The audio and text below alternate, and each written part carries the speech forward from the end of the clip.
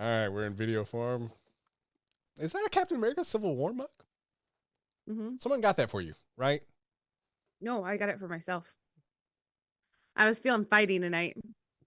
I got my fighty mug. Your fighty do mug. this all day. All right, guys. Well, we're going to do this episode 8 review now. So let's get going. Muting you guys now. And hitting record in 3, 2, and...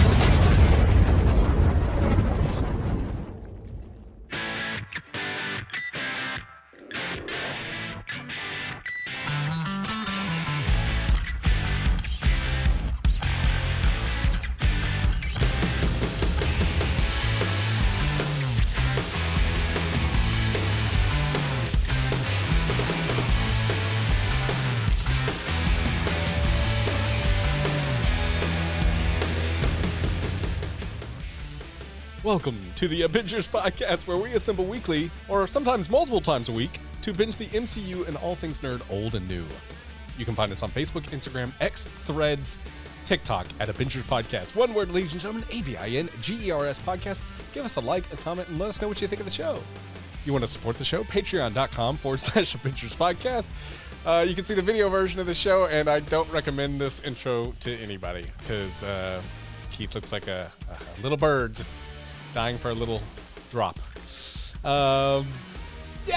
Anyway, youtube.com/The Avengers. Check out the video form of this. Guys, I'm just one of your hosts, Brandon. I can't do it alone. Emmy, how you doing? I'm exasperated. Nice. Keith, how you doing, sir? My buckles be swashing. Well, it's a good timing for those buckles to be swashing. You know why? Because we're reviewing What If Season 2, Episode 8. What if the Avengers assembled in 1602? Well, Did you say Avengers? I think I did. The Avengers. I swear I do that. I've ruined myself. What if the Avengers assembled in 1602? If you have not watched Season 2, Episode 8 of What If, do not listen any further because we are going to spoil it. So pause the podcast, come on back when you have visited 1602, and we'll welcome you with open arms. So we really, really appreciate it. But we're going to jump right in now to our 1602 thoughts. Emmy? I have a question before we even go there. What if, though? What if the Avengers assembled in 1602? We would just be the crazies sitting in the bar. market square. Yeah. Yeah. And just like talking to each other at a loud volume. That's what a podcast would What be. did you think of the new play? Oh, the play was great. I thought it was really, really good. Really, really strong. Oh, you're Scottish. I just went with an accent and just started running. Yeah. It was good play. Yeah, it's a good play. It was a good play. I hope one day we can rewatch it in some form or fashion. I hope they come back and redo the play with the same notes and the same actors and same everything, so it feels exactly the same. When it doesn't, it always lets me And it down. won't be as special. We'll have play fatigue. Oh, Sorry, shit. I don't know where my accent went. Keith, you son of a bitch. If the Avengers assembled in 1602, just probably shit in the market square and get away with it. Because how are you going to prove it's me, Copper? I've been finding How out are the you quickest gonna way to prove get. it's me?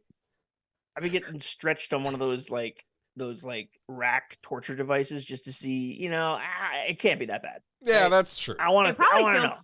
It probably feels really Great, good there for a second. Yeah. There's one Yeah. moment, Yeah. it's like, oh, god damn, yeah. And then Abbreviated disc. then after that, I think that's when it starts.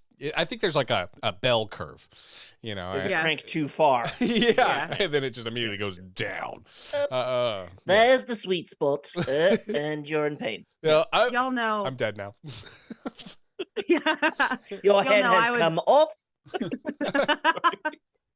No, y'all know that in 1602 I would be burned as a witch. Oh god, yeah. Yeah. Yeah. You know that True. crazy lady that lives down the lane with 48 cats? Yeah, that bitch is a witch. Yeah. Emmy would have one more cat than she does now. So she would have 48 in 1602. 48. Yeah, so that is crazy. All right. Well, guys, the Avengers assembling in 1602. There's Roger's Hood, and there's the Merry Men of Ant-Man.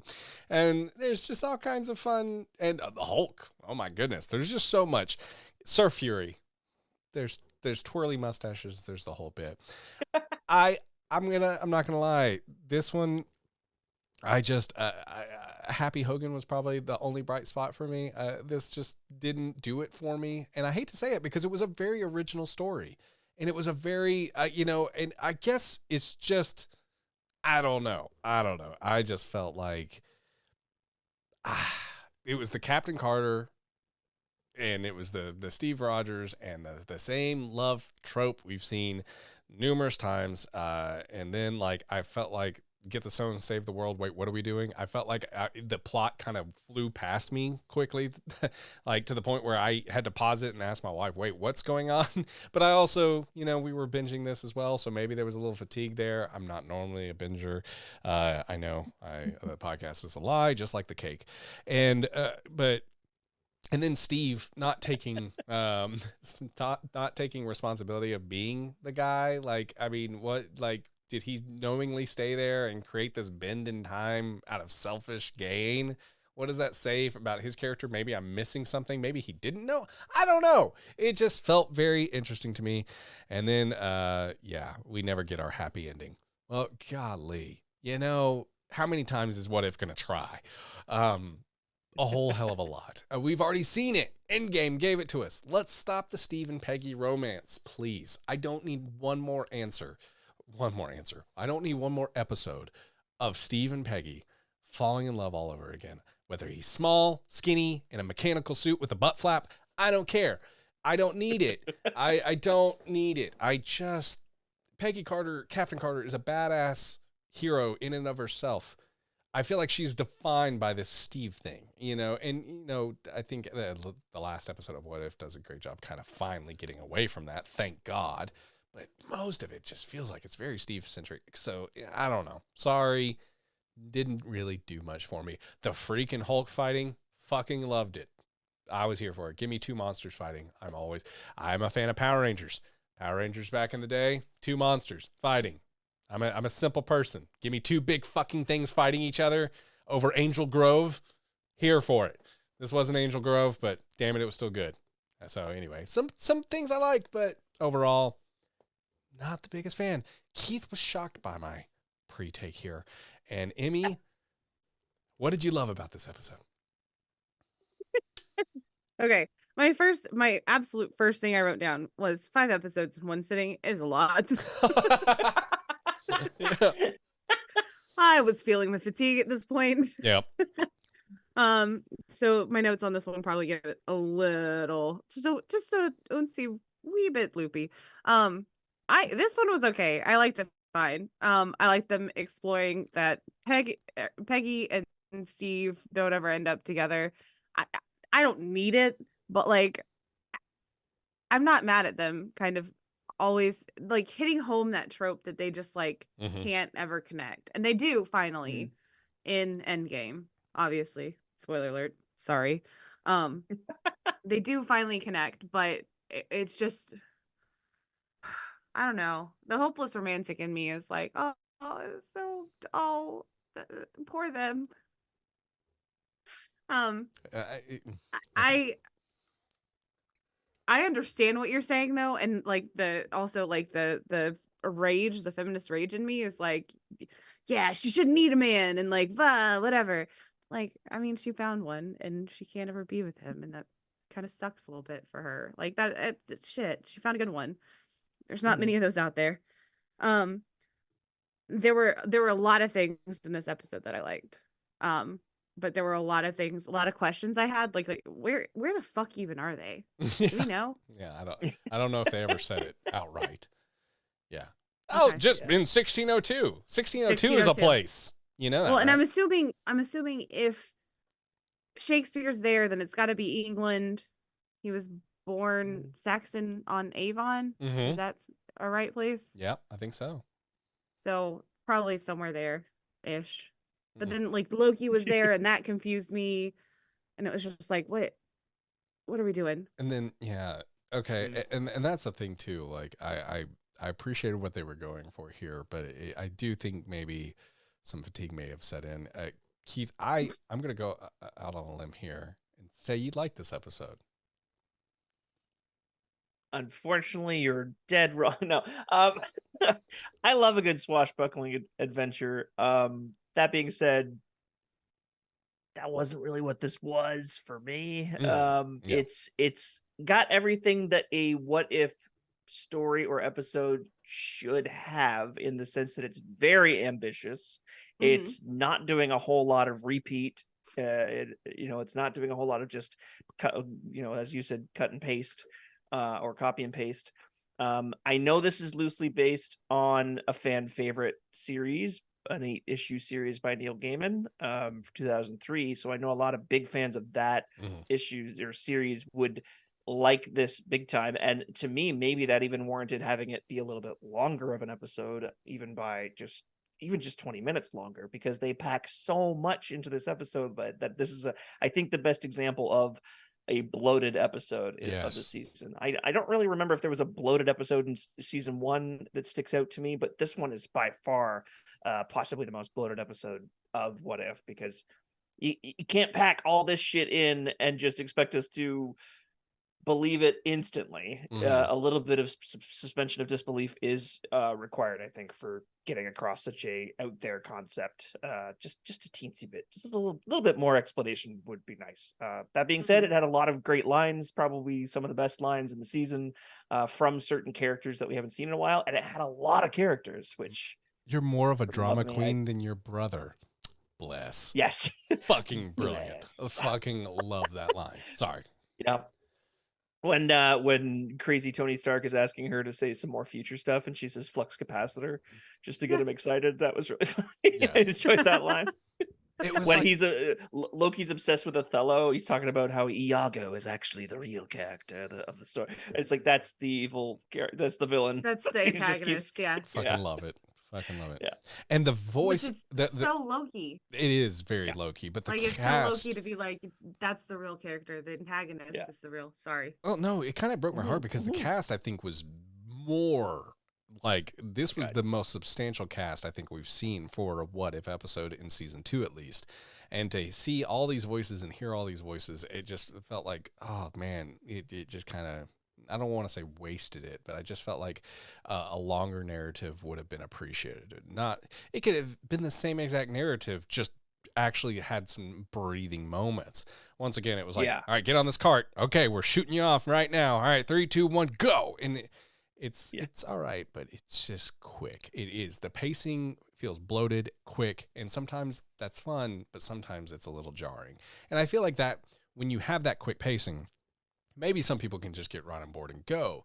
For me, it takes me out of the experience, and thus I get disinterested because and that's a side effect, and that's me. That's not saying it does it to everybody. But when something's like, wait, what? Wait, why are we doing this? Wait, what's the world torn apart? When I'm having to try to figure things out on the go, I'm kind of just like this, and I can't focus on what's in front of me. So yeah. Like, I'm all for an ambitious episode where it's really out there, an idea, but you have to give it time to breathe. So, even just to say, hey, this is an ode to a love letter to Neil Gaiman and his series that everybody seems to love. It's just like, make it a bit longer. That's all. Make it an hour long, because that's probably what a lot of people tuned in for. They saw the previews. They're like, oh shit, 1602. That's being made into something in the MCU. So Neil Gaiman, by the way, I'm pretty sure it was written by 2 people, but it's one of the people that wrote Good Omens. Have you guys watched that show with David Tennant and Michael Sheen? He did. He did write I think it's a book series. Yeah. It's I think did he write the? Sorry, go ahead. Sorry. No, I'm researching it currently just to make sure I've got it right myself. So. Yeah. He definitely wrote, there's at least one book. I don't know how many more there are, but a book and the series both, like, phenomenal. Absolutely phenomenal. And I did actually read that book. That's a great book. Nice. Oh, he does write And both I the show can and read. the book. Oh, he writes both. Nice. Yeah. And Lucifer and Sandman and American Gods and all these crazy out there cool concept shows. Yeah. He's quite the writer. So give him Yeah. time to Yeah. breathe. He's obviously got the talent for it. You know, I just Mhm. felt like he had, and I also think sometimes when you take a talented writer like this and you're like, okay, you got 30 minutes and you have the Avengers for 30 minutes. It's like, ooh, but this is funny. Because there were so many funny quips in this. And that's, and the plot even wasn't bad. I actually liked that both of the worlds were kind of intersecting and it was causing that chaos. But once again, we don't really feel why Thor is upset and why he's wanting to immediately go after and cast Peggy Carter. Wait, you know, you brought her in to help. I mean, that is a known fact. Well, now she's like, nope, fuck her. It's like, wait, what? Are you? This was a problem before Peggy got here. That's established. Yeah. That's why Scarlet Witch gets her. Hey, she can help us out. So that was a little jarring. Still didn't make sense. Once again, you're making Thor very dumb, and you're making him. Maybe I'm overlooking something, but just to me, okay, I just have to believe. Give me the baseline, and I can usually go from there. But when I can't immediately go on board, it's like, what are we doing? It's just like, well, now I'm on the run.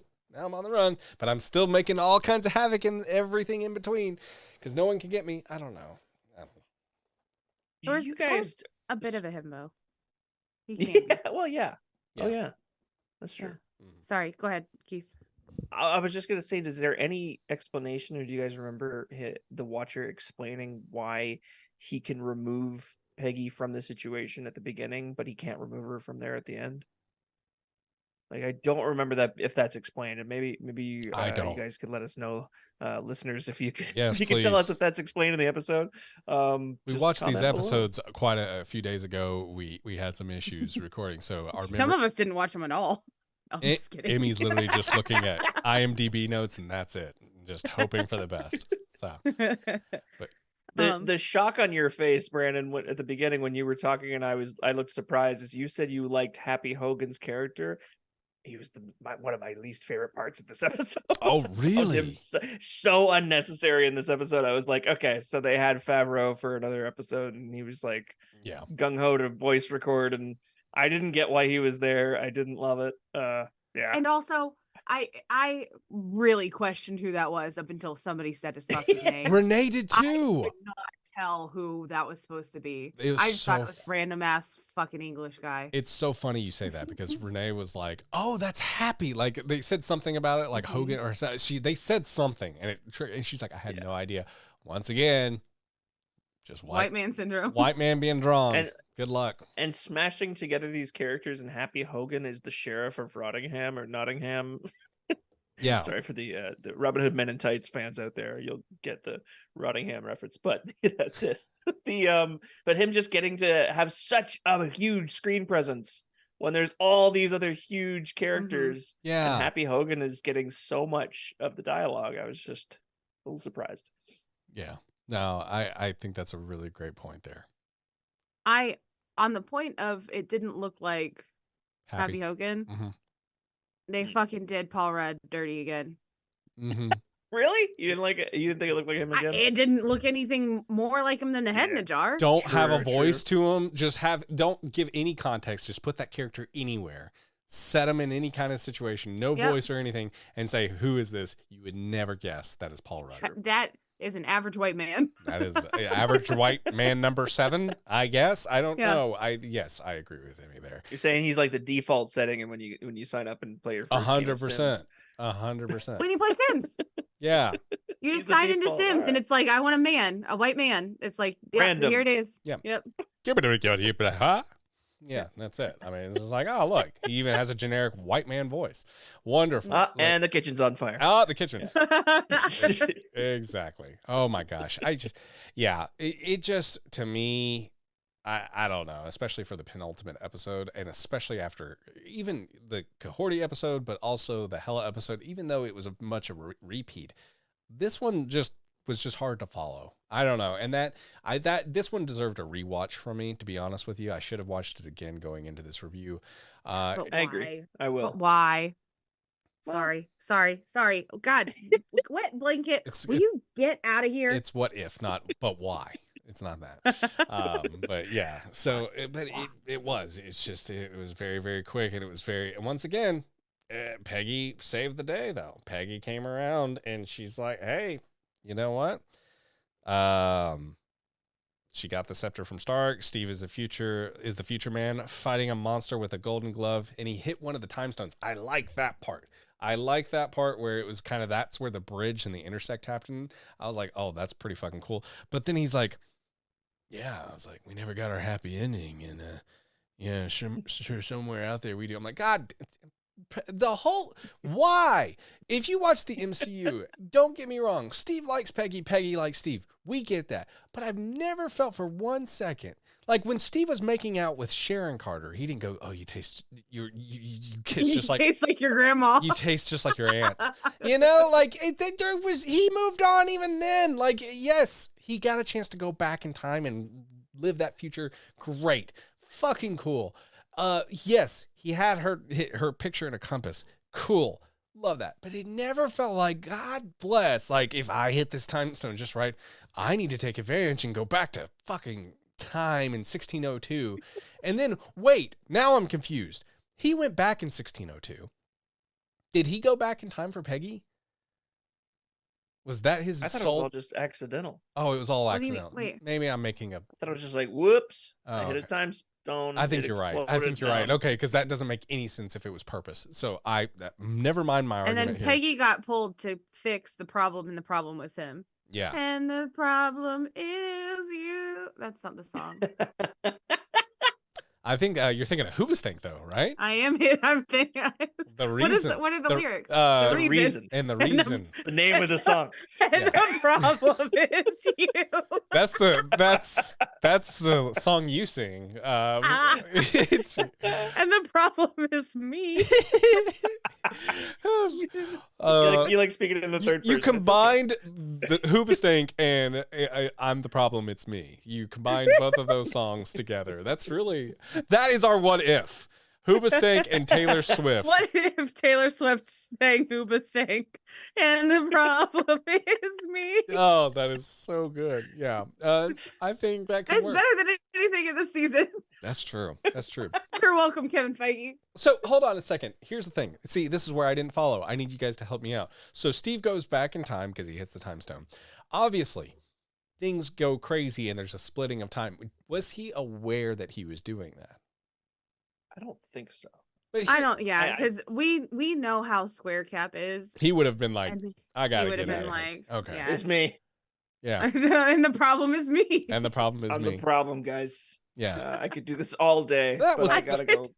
That was Do my this thoughts. all day. I can do this all day. That was my thoughts too. That okay, he just didn't know he was an issue. But gosh, it also must be jarring to go back in 1602 and see all your friends just with a little fucking twist to them. I don't know. Anyway, That is okay. So, okay. Here's a nitpick. Uh-huh. And like I said, I did actually like this episode was okay. Like I liked this episode. This was one of the episodes that like it wasn't completely fully self-contained because you did have Captain Carter there, but like it was Mhm. enough that it was like wild and kooky. Like this is something we haven't seen before. right. Okay. So y'all talking just answered one of my questions that they didn't have super soldier serum back in 1602, I'm assuming, but that's because Yeah. he was transported back. So that answers that. Where the fuck did we get Pym particles? Well, I was thinking about when you see the end, it kind of okay. So they explain things away so quickly by just saying these two worlds, present and past, are smashing together in an unnatural way. So it's the Avengers you know from Infinity War, I guess. Oh, At that point in their lives, getting smashed into 1602. First of all, Ant-Man was on house arrest for Infinity War, so I don't know how that happened. But Yeah. Thank you. regardless, that was their explained away thing. They were just like, oh, it's these two things smashing together. So Oh, of course. That makes what if? perfect sense. Wait, what? But Yeah. and so it's that's such how a quick thing. Yeah, it's such a Hulk quick throwaway and answer. the Freak kind of get their power. Like they didn't have powers up until. Yeah. This Okay. freak, All right, is fine. The Freak is from a different universe. It is smashing a lot of weird things together. The fact that Freak showed up again at all was purely to fight Hulk, and I feel like they thought they were going to do a disservice if they didn't have Hulk and Freak fight. Just have them fight in the have them fight for 3 seconds in the Christmas episode. Yeah, well, don't Freak versus get it. Hulkbuster, Freak versus Hulk. They wanted to get all of that freak out, you know. And hey, Yeah. cool. It just I'm hearing you guys talk makes me feel better because I'm like, golly, that didn't make sense. And the Freak being in there as well. It was like, oh, this is part of this, but wait, no, but that's not, and that doesn't make any sense canon with this. And so once again, it's just, we'll shove it under a rug. Let's go real quick. Well, here's the thing. You can't say this is canon in the MCU and then shoot us out of a canon but forget all that. Let's just go. And Nice. it's like, it's okay. I don't know. That to me, that's where this episode I think could have been stronger, a little bit more thought and a lot more explanation. I think the writing was not too bad. I just, once again, it's clunked together, and well, don't worry about plot holes. Just get this out. Just say this, you know. It just felt like kind of snap, let's go. And the quips and the comedy were strong. Fucking great. That same quips and comedy Fucking could have great. been in a much more breathable, you know, give it a bit more thought. That was my biggest takeaway, was the dialogue feels very Avengers. It feels very strong in 1602, and that's a huge compliment. I really like the quips in the dialogue. That was the strongest thing this had. The plot just didn't have me invested, and just too many holes for me to look past and be able to just be fully invested. So, and I feel like I'd be remiss if I didn't mention what I'm sure a lot of people were thinking when they saw the first arrow hit the first, you know, tree or whatever. Hawkeye's in this, of course. Honestly, Hawkeye being in something that is probably takes place in the last time when an archer was fully necessary makes perfect sense for him to have been in this, and yet he wasn't. It was Bucky shooting from a crossbow. I loved Bucky and Lang's chemistry. I thought they were a great merry band of guys, but the one time, I would like to see that series. The one time it was fitting for Clint Barton to be the bow and arrow wielding hero. The one era that it makes more sense than any of them. They're like, fuck no. You know, I don't know. Nope, not doing it. Not doing it. I loved Hulk's dialogue. Hulk smashed thee. Him running around saying stuff like that was a lot of fun. Didn't like when they flipped it on its head and had Happy just say every time period appropriate insult under the sun and just beat that to dead horse. It was just Happy really annoyed me. Remember that. Yeah, it was like every time he was in a sword fight, he would just rattle out these things nobody says anymore, and it was just goofy. Like you fucking jackfruit. Jackfruit. Sure. Okay. Yeah. I would love to see a list of them. Actually, I'll try to pick one up before for doing. What was your favorite? An Avengers Assembled. Let's have a list ready. Yeah. What was your favorite? Comment below and let us know. Love to hear it. Yeah. Yeah. Because there's a list. Anyway, Emmy, what do you got? All right. I waffle sometimes between Shakespeare's overrated and Shakespeare's a fucking genius. I love Shakespeare. I think the Shakespeare's a genius. I'm sorry. That's where I'm landing right now. Today, this week. Genius. Yeah. Honestly, it's been a minute, and I do think that he truly was ahead of his time. He wrote some funny ass shit. Mm-hmm. And he was a cheeky motherfucker. Yeah. But anyway, I did love that Shakespeare was not really part of this episode, but like referenced to in this episode. Yeah. And I feel like the first shot you see is Loki doing the Or Yorick.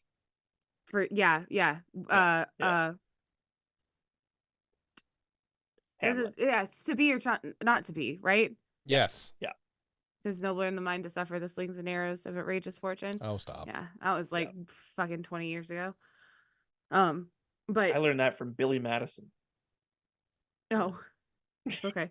It's the whole monologue. The whole thing? No, he doesn't. It's Amy bought that. If you haven't seen it, yeah. The sleep pertains to dream. No, but I like a Shakespeare reference, and I will be that pretentious bitch who's like, yeah, Shakespeare was a fucking genius, and I love him. Yeah. All right. So I enjoyed them referencing Shakespeare. That was a note. I'm very sorry about that. No. It feels like Tommy Hiddles got to improvise those because he's such a theater fan and like classically trained, and it feels like his input was highly taken. He went off, and it was so good. And I believe, and I could be wrong, and this is me straight up speaking out of my butt, So sorry if I am wrong, but I do think that he's been in Othello before. I'm pretty sure that is something that You has go passed from through. literally saying I'm speaking out my ass to I'm pretty sure. I don't know Oh. whether to believe you or not. I really don't. I'm speaking as a listener. I have no idea what the fuck you mean, bro. I'm pretty sure that Tom Hiddleston has been in Othello at L- some point. He's done a lot of Shakespearean, like Old English, like theater. Are you gonna look it up right now? I am. He did Hamlet, at least, in 2017, directed by Okay. Kenneth Branagh, the director of Thor 1. Oh, Very cool. nice. Holy shit. Oh my god. So many dots crossing. Dots crossing. You got those dots crossed? Yeah, And I like to Nice. dot my T's too. Nice. I What? dot my lowercase j's. This is getting weird, guys. Okay. Captain Carter has become such a mainstay in What If episodes that she can now hear the Watcher. I thought that was a cool touch, but I also, like you guys, cool. We've seen her. She's done her thing. He was in Othello. He wasn't a. There you go. You win. Bucky doesn't look right. No, he Sorry. doesn't. I agree. No, he doesn't. I will. Die on that hill, Emmy. I'll be there with you. I agree. I agree. will. I'm with you. And it sucks because it truly is like it's just like draw a white man With long hair this time. and it's all eyeshadow. different white men, but they all look the same. It's our biggest critique. Draw the white men differently. Yeah. We had Peggy Carter say she said it, and I heard her say it. She said in this episode, what if? Yes. Oh, yeah. I like that monologue where the Watcher got to say that, too. He just did, like, a bunch of what ifs. And What yeah, if, what if I have to try? I'm Captain Carter. I love that line. Fucking A. She fucking said it. There was one point when Red Skull was in frame, and I was like, where the fuck did he even come from? Yeah, no, that's fair, because he would have been, Emmy just like, been long the gone. fuck, Red Skull's here now? What the fuck? Like, I can see Emmy having that moment while watching it, and it was Wait, really he didn't funny. even say hi when he came in the door. No, what a Rude. fucking asshole is what he was. But he came. Yeah. And then at the very end, where'd everybody go? Doctor Strange comes into that bar. And so, yeah, understand that she had to send Steve back. Did everybody else like just cease to exist? Like, were they like, thanks for helping us? Emmy, and also, I need you to stop logically thinking. That's the end of episode 8. Appreciate it. But man, Doctor Strange shows up, and boy, do I've got a story for you. And we're going to review it in the next episode of our podcast. The Avengers, they're all just floating around somewhere after the events of this because we don't want to think too far about it. So, okay, yeah. All right, I'm good with that. It's a great question. It's a very great question. All right, guys. Well, hey, thanks for listening. What if episode 8? What if the Avengers assembled in 1602? We're going to go time travel and go back and podcast in 1602 and see how well that goes for us. So the Avengers are going to have their take as well. So we'll see you later. Go check out all of our previous episodes of What If. If you like the show, consider giving a 5-star rating on your podcast platform of choice. Goes a long way with us getting eyes and ears on this show, and we greatly appreciate your support. Video version of this podcast is available on youtube.com/The Avengers. And if you want to support the show, patreon.com/Avengers podcast. Sorry, things just make no sense to me. But yeah, patreon.com/Avengers podcast makes all the sense in the world to me. $1 supports us, goes a long way with helping our show, keeping our lights on, and keeping the podcast alive. So we really appreciate it. Thank you so much for tuning in. We appreciate it. Keith, Emmy, any final words before we call the podcast? Bless. I couldn't do it. I couldn't do a good. Sounded like you were throwing up. You're like, bleh. Bleh. Dracula. Blah. You talking to me? Bless. Bless. Yeah. I'm Dracula. Robert De Niro as Dracula. Go. Fuck,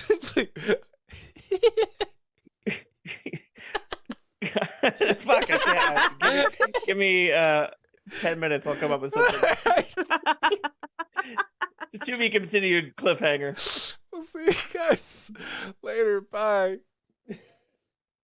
Tomorrow and tomorrow and tomorrow creeps in this petty pace from day to day to the last syllable of recorded time. And all our years, our yesterdays, have lighted cool. Out! Out, brief candle! Life, walking shadow. A poor player that struts and frets his hour upon the stage, and then is heard no more. It is a tale told by an idiot, full of sound and fury, signifying nothing. Wow. No, that sucked. Jesus. Was that Pulp Fiction?